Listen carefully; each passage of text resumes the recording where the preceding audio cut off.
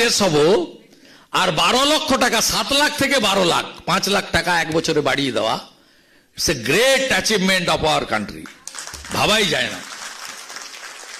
CPM কানতে শুরু করেছে, কে 1 লাখ টাকা রোজগার করছে? আরে তোমরা তো সব তালা লাগিয়ে দিয়েছো, 1 লাখ টাকা রোজগার করবে কি করে? তোমরা তো জানোই না কি করে চাকরি দিতে হয়। তুমি রেখে দিয়ে গেছিলে 1 কোটি, পিসিমণি করে দিয়েছে 2 কোটি 15 লক্ষ পশ্চিমবাংলায় বেকার।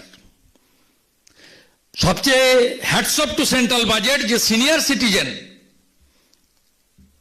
গ্র্যাচুইটির টাকা, পিএফ এর টাকা,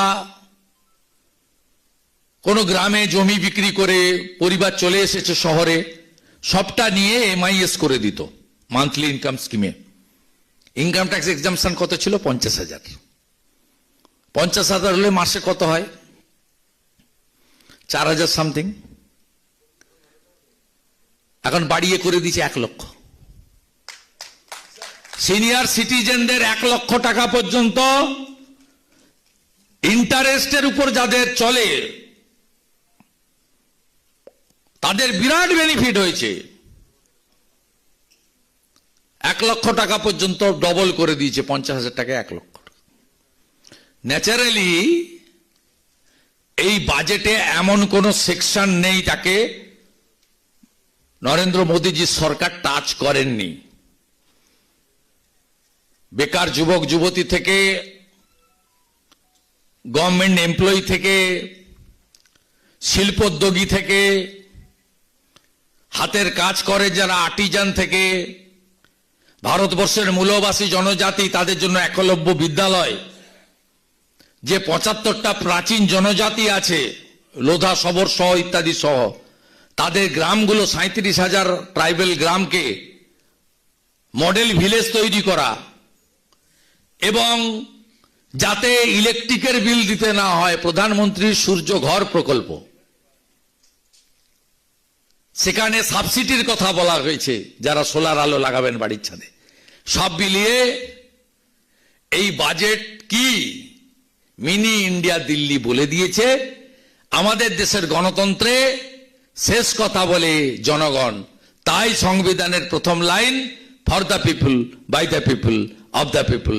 Delhi already voted in favour of BJP and NDA.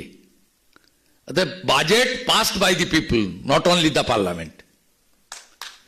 আর এই যে আজকে বাজেট হলো দিশাহীন, লক্ষ্যহীন, কঠিন এক অর্থনৈতিক সংকটের মধ্য দিয়ে এই রাজ্য চলছে।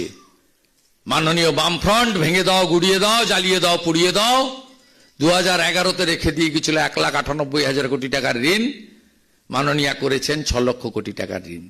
বাম আমলে নবজাতকের মাথায় চাপতো 20,000 টাকা ঋণ, আর পিসির আমলে, মাননীয়া তৃণমূলের আমলে একজন জন্মগ্রহণ করলে তার মাথায় চাপছে 59,000 টাকা ঋণ।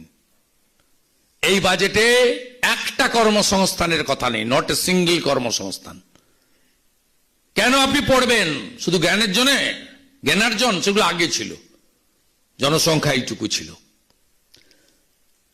আগে বাবা মারা আজ থেকে 50 বছর 70 বছর আগে বিদ্যালয়ে পাঠাতেন পরিপূর্ণ মানুষ হওয়ার জন্য, জ্ঞানার্জনের জন্য।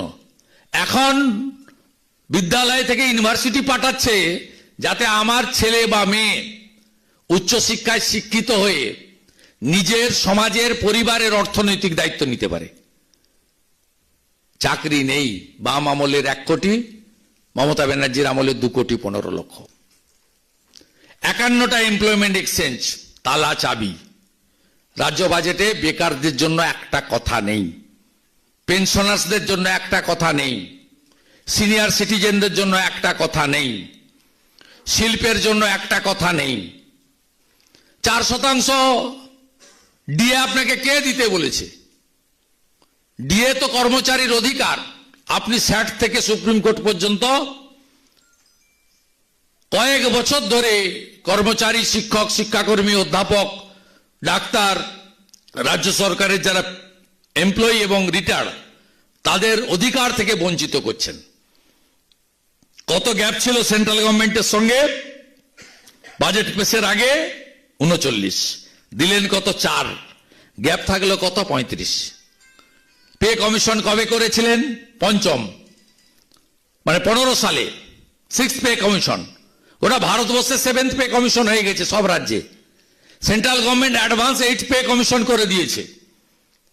আপনি 15 সালে 6th পে কমিশন করেছেন, কার্যকর করেছেন 19-এ ঘোষণা করে 20 সালের জানুয়ারি মাসে। আপনার 7th পে কমিশনের ইমপ্লিমেন্টেশন নেই, 8th পে কমিশন তো দূরের কথা, অনেক দূর যেতে হবে। আবার সেপ্টেম্বর মাসে সেন্ট্রাল গভর্নমেন্ট 4% দিয়ে দিবে, গ্যাপ হয়ে যাবে 39%। 35-4-39। তাই এটা সরকারি কর্মচারীদের আন্দোলন এবং আগামী বছর ভোট। আপনি যতই চেষ্টা করুন না কেন, পোস্টাল ব্যালটের ভোটে আপনি হারবেন, হারবেন, হারবেন।